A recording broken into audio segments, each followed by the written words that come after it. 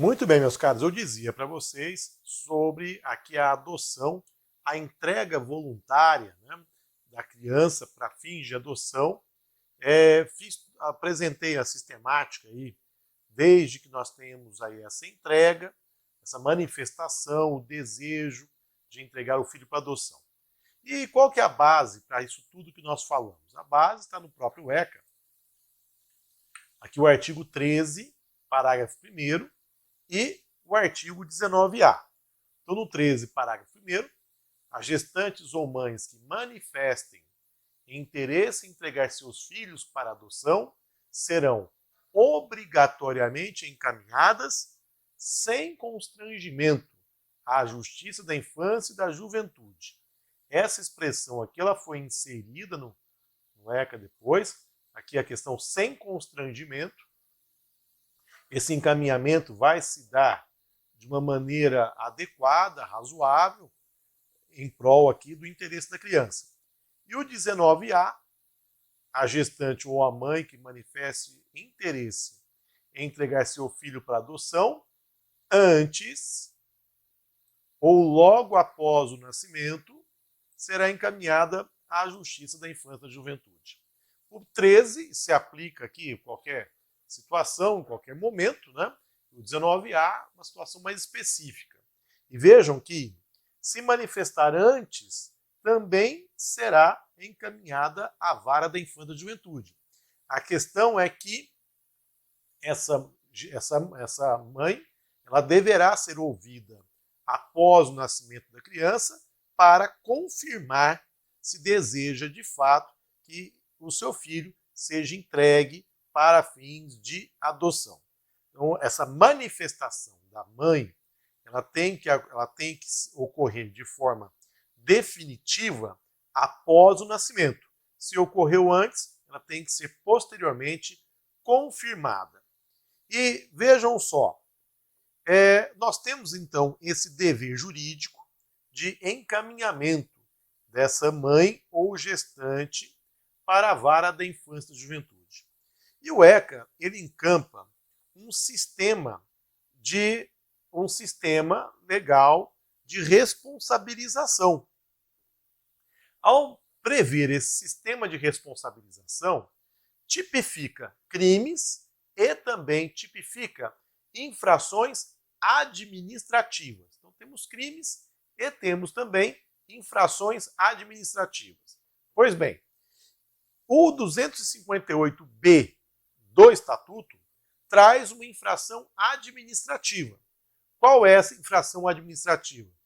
Deixar o médico, enfermeiro ou dirigente de estabelecimento de atenção à saúde de gestante de efetuar o imediato encaminhamento à autoridade judiciária de caso de que tenha conhecimento de mãe ou gestante interessada em entregar seu filho para adoção. Então, 258B tipifica infração administrativa para o caso da inobservância daquela determinação legal. Então, importante também a gente conseguir aqui relacionar todos esses dispositivos do Estatuto. A verdade é essa. O Estatuto você tem que estudar relacionando aqui os seus vários dispositivos. Temos consequências lógicas a partir aqui dessa aplicação desses dispositivos, como também de outras leis. Bom, até aqui tudo bem? Então entregou o filho, manifestou o desejo de entregar o filho para adoção. Teremos então o encaminhamento à vara da infância e da juventude. Essa mãe vai se submeter aqui à entrevista da equipe interprofissional, certo? E depois disso, ela será ouvida pela autoridade judiciária. Interessante. Até aquele momento em que ela será ouvida pela autoridade judiciária, é possível que a mãe ela desista de entregar o seu filho para adoção. Existe essa possibilidade de que ela desista dessa entrega, certo? Agora, manifestando o desejo de entregar o filho para adoção, ratificando esse desejo perante a autoridade judiciária, não é mais possível essa desistência. O que pode acontecer posteriormente aqui é o exercício do direito de arrependimento, no prazo de 10 dias contados da sentença de destituição do poder familiar. Então, teve lá a sentença de destituição do poder familiar? Teve. A mãe aqui contará com um prazo de 10 dias para que ela possa, então, exercer o seu direito de arrependimento, certo? Então, dois detalhes importantes que vocês têm que a gente tem que diferenciar. A gente tem que diferenciar tanto a questão da desistência, até que momento é possível aqui essa desistência. Nós temos aqui um período máximo, né? Vai desistir até ser ouvida aqui pela autoridade judiciária. Muito bem. Foi ouvida? Aí teremos depois a viabilidade do exercício do direito de arrependimento. E aí nós temos um prazo decadencial. E aí se você pegar o artigo 166, 166, parágrafo 5º do Código de Processo, aliás, do Estatuto da Criança e do Adolescente, nós vamos ter aí essa previsão. Deixa eu ler aqui para vocês.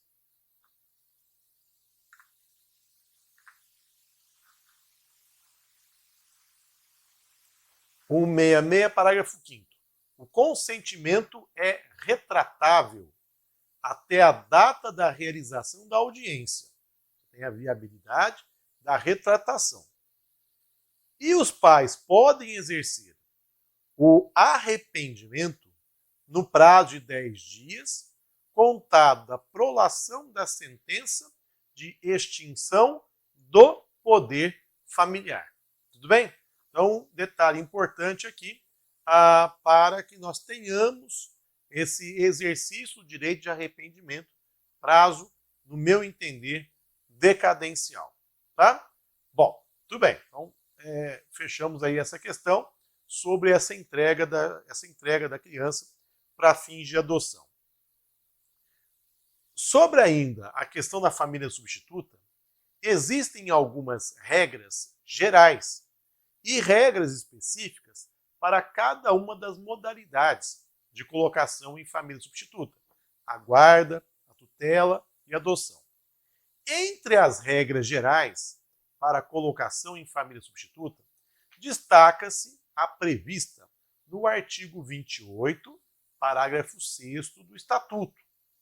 E esse dispositivo ele vai ser aplicado para situações em que a criança ou adolescente que está aqui para ser adotado tem origem em comunidade indígena ou comunidade quilombola.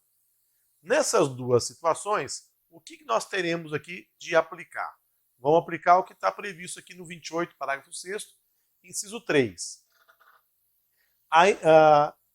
Nesse caso, então, de criança e adolescente indígena ou proveniente de comunidade remanescente de quilombo,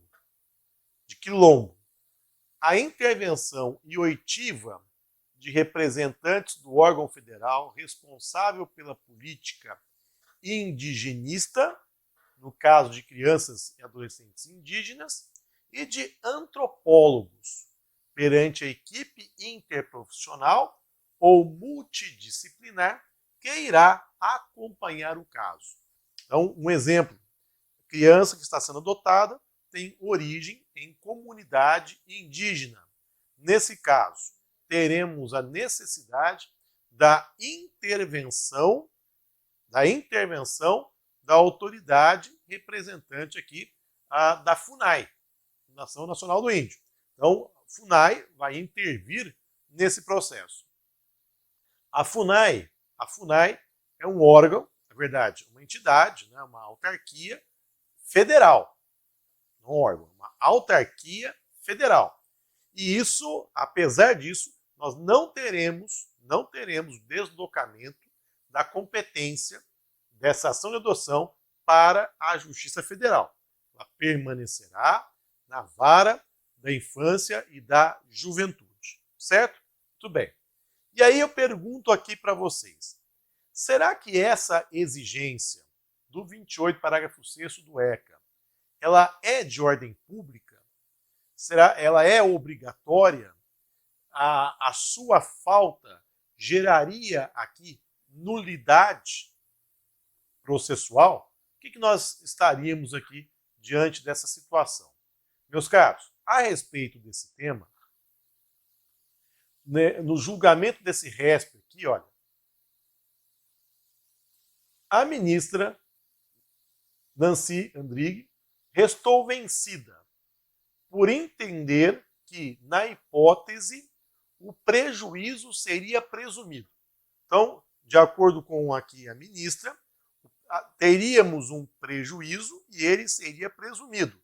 Logo, a ausência dessa oitiva geraria uma nulidade a ser reconhecida. Porém, a maioria dos julgadores entendeu que, não obstante a natureza da norma, ou seja, reconheceu-se que era norma de ordem, que é norma de ordem pública, para o reconhecimento da nulidade, seria necessária a efetiva demonstração de prejuízo. Então, vejam só, o que se reconheceu no âmbito do STJ? Estamos diante, sim, de uma norma, no caso de uma regra de observância obrigatória, a ordem pública, porém, a nulidade somente seria reconhecida se houvesse a demonstração do prejuízo. Sem demonstração do prejuízo, sem nulidade, aplicando-se aqui a regra geral. Tudo bem? Então foi o que foi decidido pelo Superior Tribunal de Justiça. Tudo bem? Bom, nós sabemos que existem 3 modalidades de colocação em família substituta. A primeira delas é a guarda. A guarda lá prevista no Estatuto. E vejam só, a guarda prevista no Estatuto, ela é modalidade de colocação em família substituta. O que ela se destina? Ela se destina a regularizar a posse de fato. Regularizar a posse de fato. Artigo 33, parágrafo 1º. Ela será deferida incidentalmente em processo de tutela ou processo de adoção. Como também a guarda pode ser o objeto principal do processo. É possível que o pedido aqui no processo seja o deferimento da guarda. Então, você tem aqui a viabilidade que seja o objeto principal ou então seja deferida de forma incidental no processo de tutela ou de adoção. Isso tem efeito prático, tá? Isso tem efeito prático para que a gente possa aqui trazer essa discussão. Bom, tudo bem. Tome um pouco de cuidado, porque você tem a guarda entre os genitores, aí é uma outra situação, regida pelo direito de família. Nesse caso aqui, a guarda, inserção em família substituta. Não é aquela regida entre os genitores. Foi inserida a criança sob guarda de uma outra pessoa. Tudo bem? Perfeito. Meus caros, detalhe, a guarda, ela confere à criança ou ao adolescente a condição de dependente para todos os fins, inclusive para efeitos previdenciários. Então, confere à criança ou ao adolescente a condição de dependente, inclusive para fins previdenciários. Essa questão ela foi muito debatida no âmbito do Superior Tribunal de Justiça. Tivemos aqui uma decisão em recurso repetitivo decidindo essa questão, quando então se decidiu que prevalece a regra do Estatuto à lei previdenciária. Então, entre a lei previdenciária e a regra do Estatuto, prevalece do Estatuto. Isso também posteriormente foi questionado no âmbito do Supremo Tribunal Federal. Tivemos 2 ações diretas de inconstitucionalidade que foram julgadas, mantendo-se aí esse posicionamento. Então hoje bateu o martelo, tanto o STJ quanto o Supremo Tribunal Federal, de que a guarda confere à criança e adolescente a condição de dependente para todos os fins e efeitos de direito, inclusive previdenciários, nos termos aqui dessas decisões constantes aqui do nosso slide, certo? Tanto nos embargos de divergência no recurso especial, quanto nessas 2 ações diretas de inconstitucionalidade, aqui nós tivemos essa regra reconhecida. Um outro detalhe, meus caros, o deferimento da guarda não vai importar necessariamente em cessar o direito, ou melhor dizendo, em cessar o dever de pagar alimentos e também não cessará o direito às visitas, certo? Então não cessa nem o dever de pagar alimentos, nem o direito às visitas. Essa é a regra, deferida a guarda. Porém, se houver decisão judicial em sentido contrário, ou então, se nós estivermos diante de uma situação de guarda, deferida a guarda, preparatória para a adoção, essa regra não se aplica. Então, vamos pegar lá o parágrafo 4º do artigo 33. Salvo expressa e fundamentada determinação em contrário da autoridade judiciária competente, ou quando a medida for aplicada em preparação para a adoção, o deferimento da guarda ou adolescente a terceiro não impede o exercício do direito de visita pelos pais, assim como o dever de prestar alimentos, que serão objeto de regulamentação específica a pedido do interessado ou do Ministério Público. Artigo 33, parágrafo 4º do Estatuto da Criança e do Adolescente, tá bom? Guardem mais essa regra aí, importante. Bom, meus caros, sobre a tutela, um instituto que é visto em direito de família, o que é importante a gente mencionar aqui por conta do Estatuto? Meus caros, o Estatuto, ele antes continha a previsão da necessidade de termos aí a prestação de caução quando o deferimento da tutela, né? Nós tínhamos lá a necessidade de se garantir a hipoteca legal, né? Aquela hipoteca por conta do tutor, né? Então o tutor deveria prestar aqui essa garantia. Isso não está mais previsto, nós não temos mais aqui a necessidade da especialização de hipoteca legal na tutela, com base aí na redação do artigo 37 do Estatuto, tá bom? E aí nos resta uma análise mais aprofundada do Instituto da Adoção, tá? Adoção importantíssima. E a gente nós temos que esmiuçar. Meus caros, como é que a gente vai esmiuçar aqui a adoção? O que a gente vai trazer aqui que eu gostaria muito que vocês soubessem? Primeiro, vamos analisar as características da adoção. Então, adoção, hipótese de colocação em família substituta, que vai acarretar na desconstituição dos vínculos familiares existentes e na constituição de novos vínculos familiares. Perceberam? Desconstitui os vínculos existentes e constituiremos novos vínculos familiares.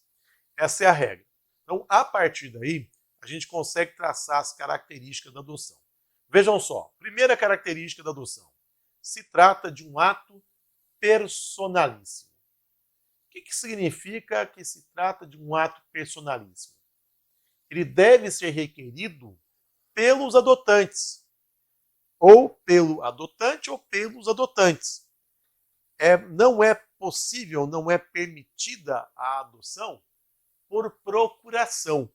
Não confundam aqui a questão da representação judicial, que será feita pelo advogado. Tá? Esquema outra situação. Aqui é o requerimento, quem é que vai apresentar. Aqui é quem será ouvido pela autoridade judiciária. Então, não é possível você pegar e outra pessoa aqui prestar o depoimento, a manifestação do desejo de adotar perante um juiz no lugar de outro, certo? Então, por conta disso, estamos diante aqui de um ato personalíssimo. A adoção também é um ato excepcional. Será deferida se não for possível a permanência junto à família natural. É um ato irrevogável. A adoção não se revoga. Esta é a regra. Luciano, mas eu já ouvi aqui algumas decisões em sentido contrário. O correto é, a adoção não se revoga.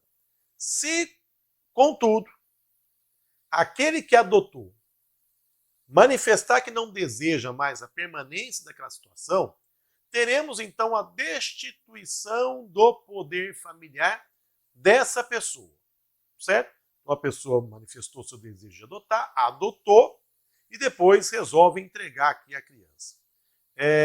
Então haverá a sua destituição do poder familiar. Detalhe, existem decisões judiciais que reconheceram aqui a existência de um dano moral coletivo por conta dessa entrega.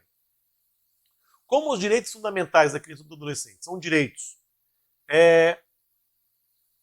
não exclusivos dessa criança ou do adolescente, na verdade, a titularidade desses direitos é da família, da sociedade e do Estado.